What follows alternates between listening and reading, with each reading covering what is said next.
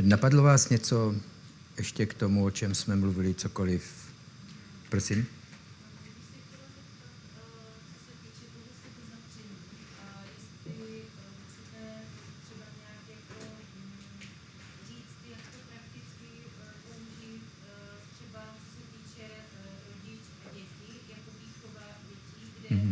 Je ta hranice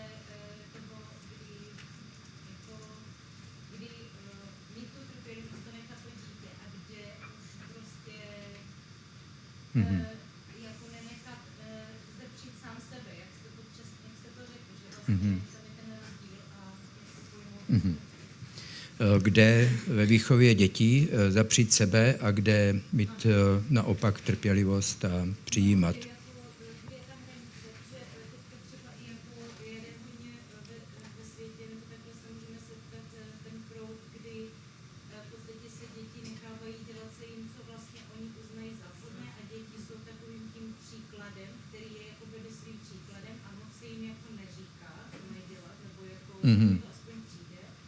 Takže kde, jako aby se z toho třeba ten dospělý a rodič nezbláznil, tak jako kde je ta zdravá vlastně, jak to má vlastně fungovat principem křesťanství? Jo. Já myslím, že to je hrozně dobrá otázka, ale je to docela široká otázka. A já bych řekl, že to, co je důležité, je děti vybudovat zdravou osobnost a naučit je, jak fungují zdraví vztahy. A já si myslím, že proto je důležité, aby děti se naučili respektovat mámu a tátu v tom, že je určitá mez, kterou děti postupně potřebují taky poznat, to, že prostě jsou někdy unavený a někdy nemusí mít všechno hned a nemusí to být v tom okamžiku, kdy zrovna si myslejí, že bez toho už nepřežijou a ne každý nápad okamžitý je hnedka dobrý províst.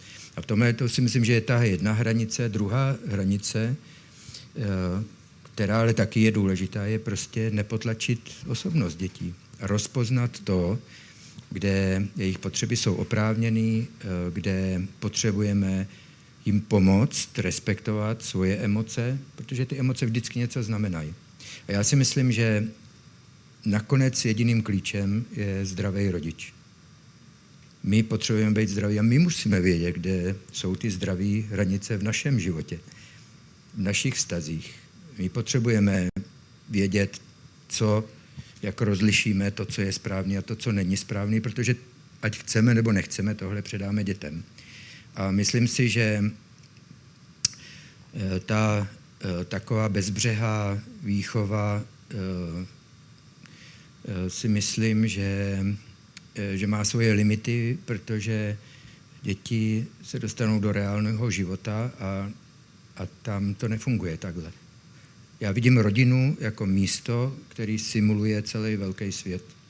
A ty děti poznávají celý velký svět přes tátu a mámu, který je milujou, ale který taky jim ukážou, jak fungovat v reálném světě a jak respektovat sami sebe, respektovat druhý a respektovat Boží řád.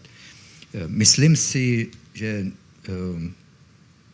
ta druhá věc, která je důležitá, je každý dítě je jiný. A ta fascinující část Božího řádu ve vztazích je, Bůh dal rodiče, který s dětma jsou 18 let, který je poznají jako nikdo jiný na světě, protože je učejí žít s tím, jak je Bůh stvořil, s jejich osobností. A proto jsou děti, se kterými prostě nemůžete jednat tak, že jim jenom zakazujete a že je omezujete. Jsou děti, které mají silnou vůli, silné osobnosti a s nima musíte jednat tak, že hledáte smír, hledáte diskuzi, s nima musíte spolupracovat. Nemůžete je jenom přetlačit, převálcovat. Ale taky jsou okamžiky, kdy je místo pro to, takhle to bude. A je pro ně zdraví, aby někde se to naučili, ale zároveň, aby rodiče přesně věděli, kde to je oprávněný, kde to je důležitý, aby dětem dali zkušenost, ale aby to nebyl standardní způsob jednání s těma dětma. A pak jsou děti, které jsou přizpůsobiví, loajální, milí, nejsou s nima problémy, mají jedničky ve škole, učitelka je chválí, Jediný problém je, že nemají problémy ve škole, prostě všechno je úžasný. A rodiče propadnou dojmu, že je všechno v pořádku. To vůbec není pravda. Tyhle děti ve skutečnosti hrozně potřebují pomoc, aby se jenom nepřizpůsobovali, aby byli tím, kým jsou, aby někdy se rozlobili, aby někde to nezvládli, protože je hrozně důležité, aby si to vyzkoušeli doma pod ochranou rodičů. Já vám můžu říct, že znám nevím kolik 40letých, 50letých žen, který mají pubertu.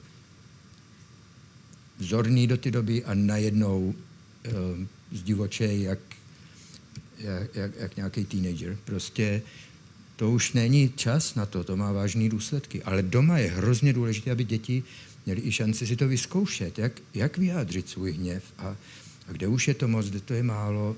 A rodiče musí s nima spolupracovat ne takže se nechají ukolíbat tím, že nejsou problémy, ale tím, že je povzbudějí a ukážou jim, co je oprávněný, co je správný. A když prožívají hněv, jak to poznají a co s ním dělat, co je správný, dobrý, užitečný způsob, jak ho projevit. Je to letem světem, ale to je to, co mě napadá teďka.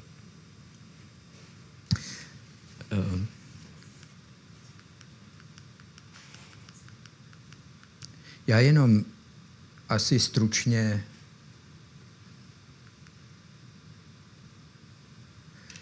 bych se chtěl zastavit u toho, co vztahy buduje a co vztahy nebuduje. A je to jenom stručně poznámky, protože myslím, že už jste unavený. A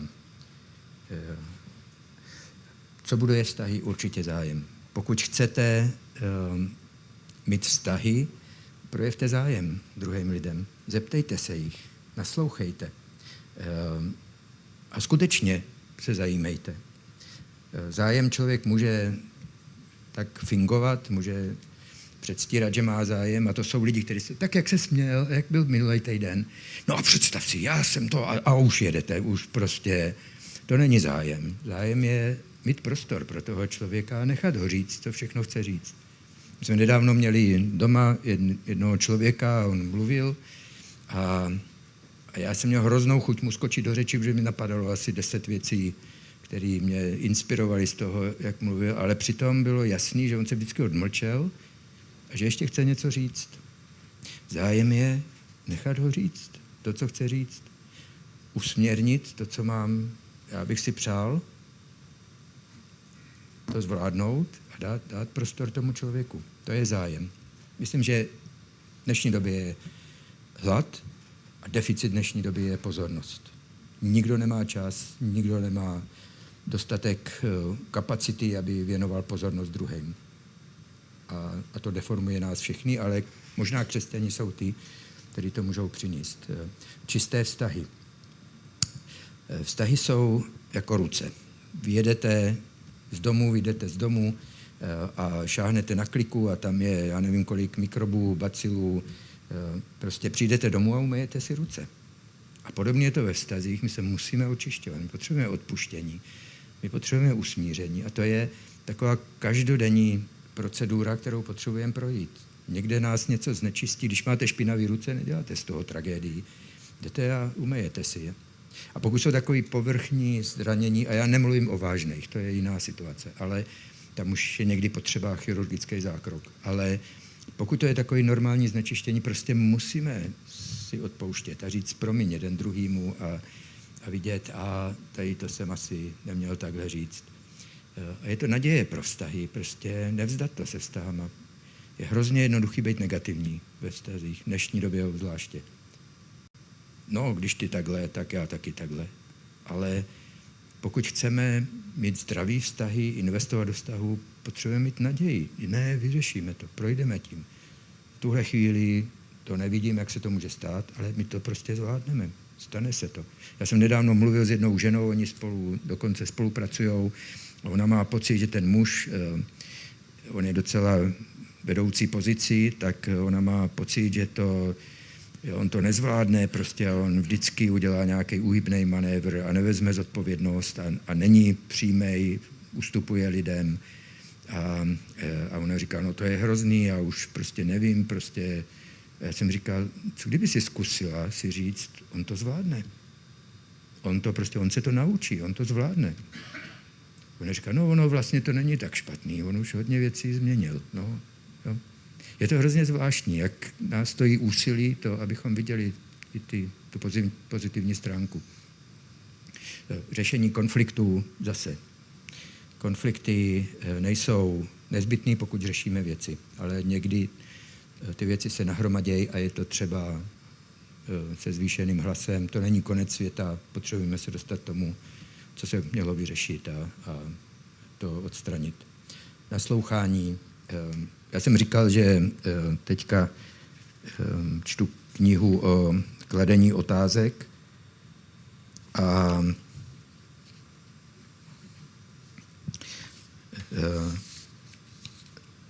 je to hrozně inspirující kniha, protože on říká, že pokud chcete mít zdravý vztahy, naučte se klást otázky. Je důležitější klást otázky, než dávat odpovědi. Nevím, jestli tohle není něco, co my jako církev se hrozně potřebujeme naučit. To, co neseme světu, možná mnohem míň mají být odpovědi a mnohem víc otázky. Protože otázky nám umožňují participovat, být spolu s těma lidma. Jsme v tom, v čem jsou. A nehledě k tomu, že to dělal Ježíš. Položil 300 otázek a 10 z nich jenom sám zodpověděl.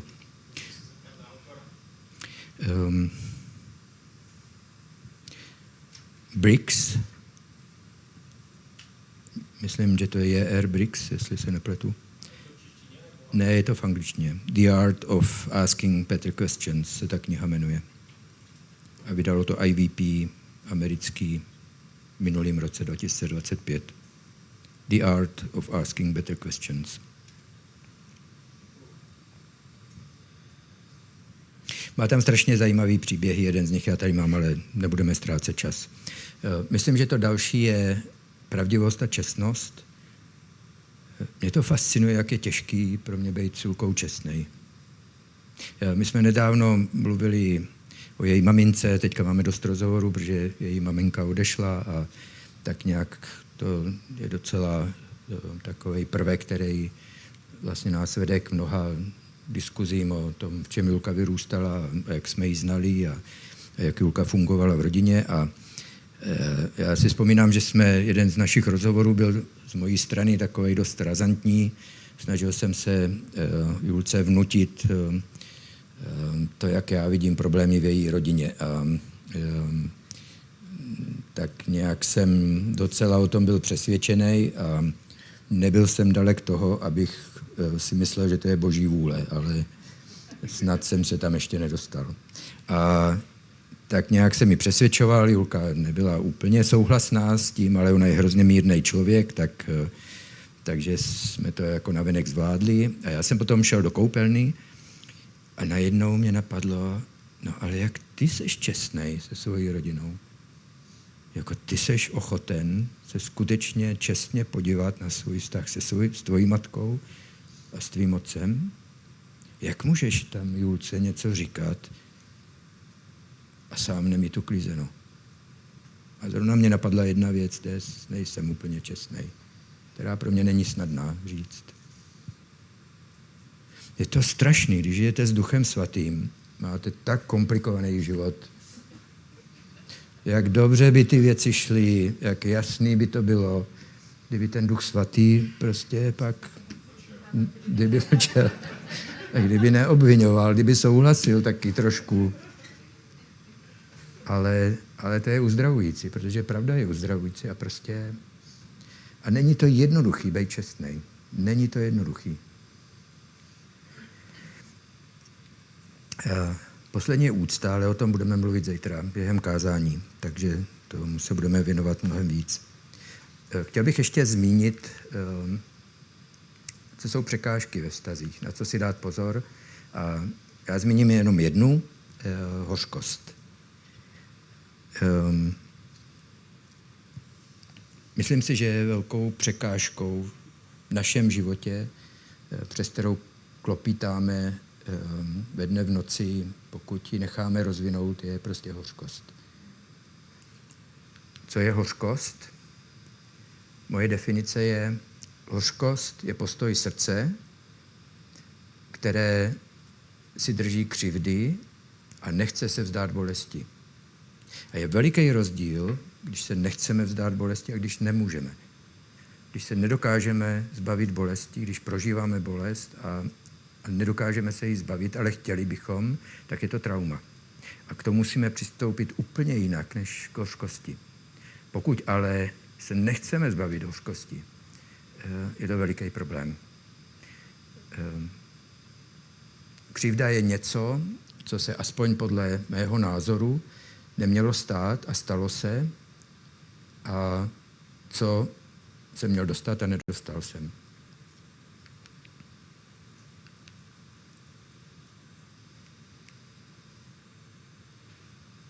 Tak teď jsem něco provedl, že...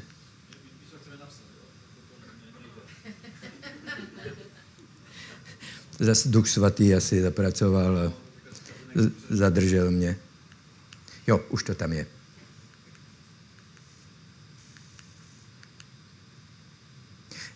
Hořkost má hrozně vážný důsledky pro to, jak myslíme, jak fungujeme, co cítíme. Je to zvláštní, že uzdravit naše emoce někdy znamená se zbavit hořkosti.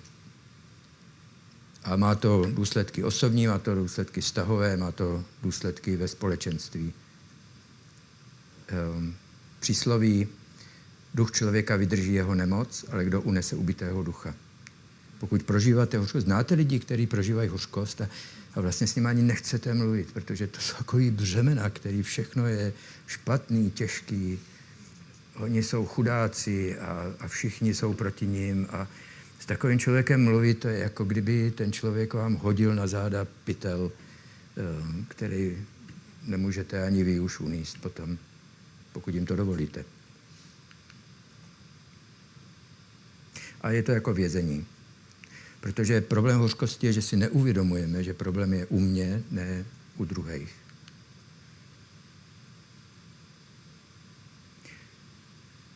Odplata se stává požadavkem pro naši sebekontrolu.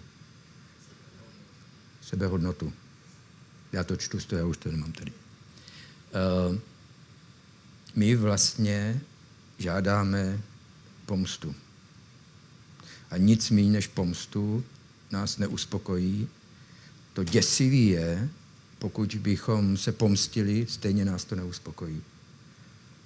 Protože hořkost je neřešitelná tímhle způsobem, protože je na naší straně. A past hořkosti je, že my prožíváme zranění, požadujeme odplatu,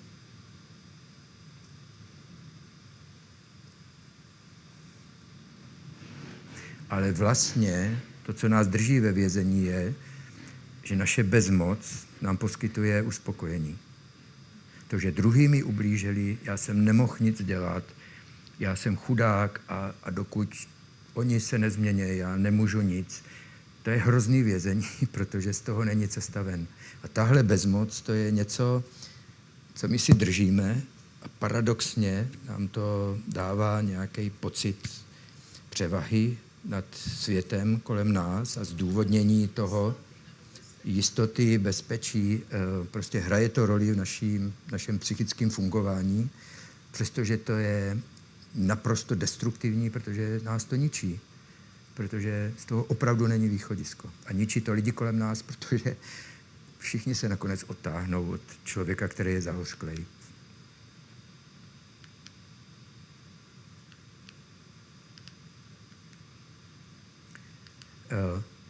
Nebudu o tom víc mluvit, ale hrozně důležitý verš, Židům 12:15. Vejte na to, aby se někdo nepřipravoval o boží milost, aby vás netrápil nějaký vzhůru rostoucí kořen hořkosti, aby skrze něj nebyli poskvrněni mnozí. Je to hrozně důležitý verš, který varuje před nebezpečím hořkosti.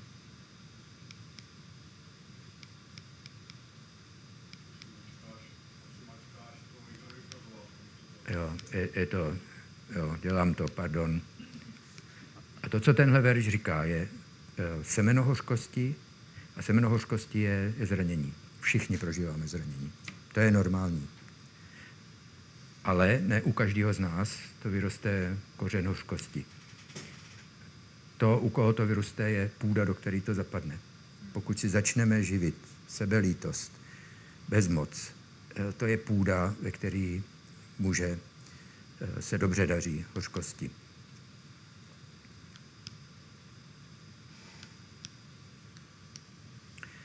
Je to kořen a to, co je zvláštní, mnoho hořkosti je pod zemí. Vlastně to nevidíte. A je to ukrytý lidem, je to dokonce nám to může být ukrytý, protože nám to připadá logický, oprávněný a vlastně nás to řídí a my jsme přesvědčeni, že tak to je. Vzhůru rostoucí, ale nakonec to vyrazí nad zem a nakonec to nese ovoce, který je destruktivní. Dokonce pro společenství. Nakazí se mnozí.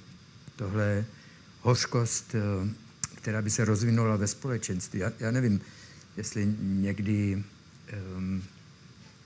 nebo takhle bych řekl, myslím si, že jsou křesťanské společenství, které byly nakaženy hořkostí a byl to jeden člověk, který to začal rozsévat. Už jste slyšeli, co? A to. Ten člověk není vidět, ale vlastně najednou zjistíte, že část tam je opozice. A i kdyby to byly oprávněné důvody, tohle není způsob, jak to řešit. Uzdravení hořkostí. Prostě musíme pěstovat vděčnost, odpuštění, uzdravení. Já tady mám takový citát od Nikali Špulče. Nikdy jsem nepotkal člověka,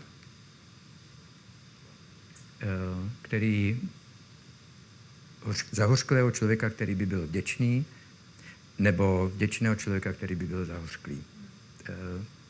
A to je duchovní problém, protože hořkost se vylučuje s vděčností.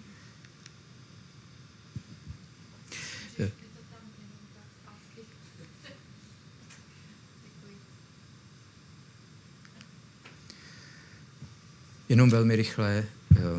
My si tady teďka nějak vykreslujeme vztahy jako něco, do čeho potřebujeme investovat a potřebujeme být otevřený a potřebujeme růst ve vztazích, dávat sebe, ale my taky potřebujeme rozpoznat nezdravý vztahy. My potřebujeme rozpoznat nezdraví lidi. A my se musíme taky naučit chránit. Dokonce dneska bych řekl, že v církvi to je umění, které musíme začít pěstovat, protože mnoho lidí, kteří přicházejí, nesou vážný problémy. To neznamená je odmítnout, to znamená jim nabídnout zdravou pomoc. A je to ještě větší výzva, abychom my byli zdravým společenstvím, který pomůže ke zdraví jim. Hrozně zajímavý verš Jan 2, 23, 25. Ježíš v Káni Galileánské udělal první div, když byl o Velikonocích v Jeruzalémě na slavnosti. Mnozí uvěřili v jeho jméno, protože viděli znamení, které učinil, proměnění vody na víno. Ježíš se jim však sám nesvěřoval, protože znal všechny a nepotřeboval, aby mu někdo vydal svědectví o člověku, sám totiž věděl, co je v člověku. Není to fascinující? Ježíš se chránil před určitýma lidma. On nedovolil, aby určitý lidi, aby se nechal oklamat a viděl jejich nečestný motivy, ze kterých mu uvěřili. Myslím si, že my jako církev musíme se dostat za to, že my prostě ve svojí naivitě předpokládáme, že všichni mají dobrý úmysly. A přehlídneme to, že mnoho lidí nemá dobrý úmysly. A to potřebujeme rozlišit. A to je zdravý, to je dobrý, to je důležitý. Co potřebujeme rozlišit? Manipulaci. Celá další přednáška manipulace.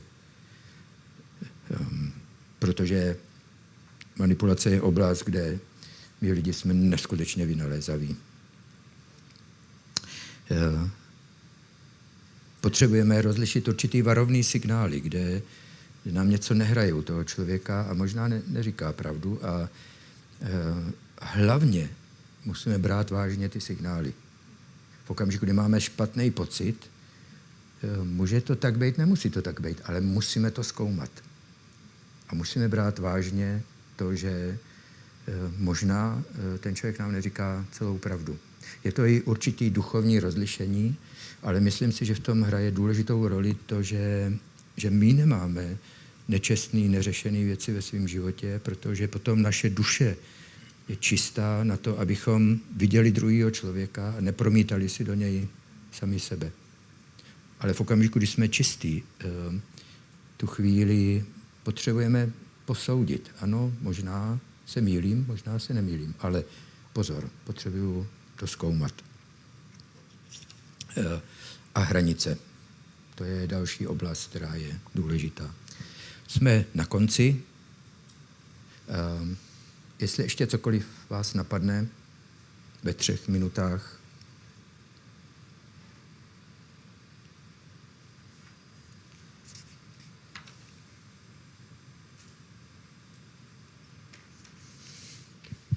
Takže děkuju za pozornost.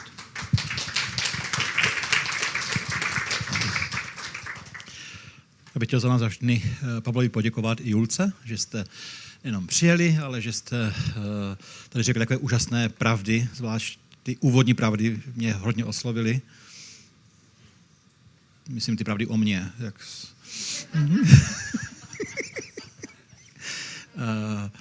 Já jsem moc vděčný, že k nám přijedete a mluvíte Boží slovo. A mi se strašně líbí to propojení toho vnímání světa s Božím slovem a myslím si, že mnozí z nás můžeme říct, že ty verše, které jsme četli, jsou pro nás nově objevující a moc si toho vážíme, že takhle přijdete a pomáháte a vztahy, to je věc.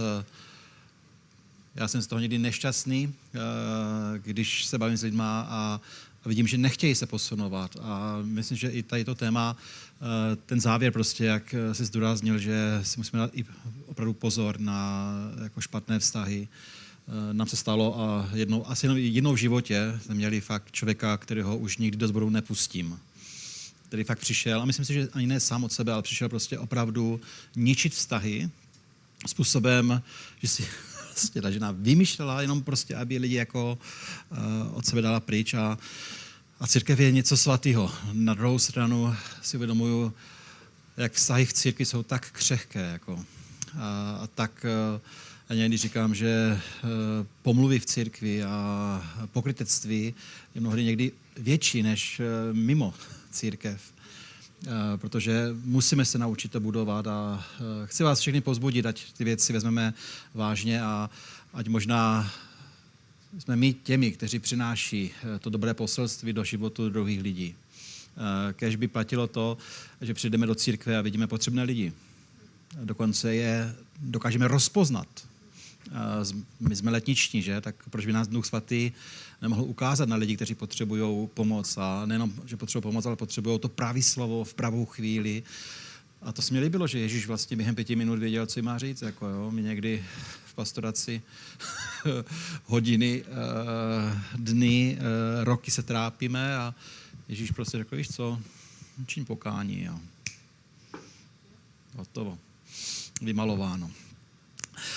Dovolte, ať zakončíme modlitbou. A já vždycky říkám, dobré vyučování, dobré kázání bez praktické aplikace může být jenom teorie. A myslím si, že každý z vás jste mohli slyšet a mohl vám Duch Svatý něco ukázat, co je potřeba změnit, v čem potřeba se posunout a abych se chtěl pomodlit, aby si to Pán Bůh ve vás použil, abyste mohli být těmi architekty vztahu ve vašich rodinách, ve vztahu s Bohem, ve vztahu v církvi, v zaměstnání, všude tam, kam vás povolal.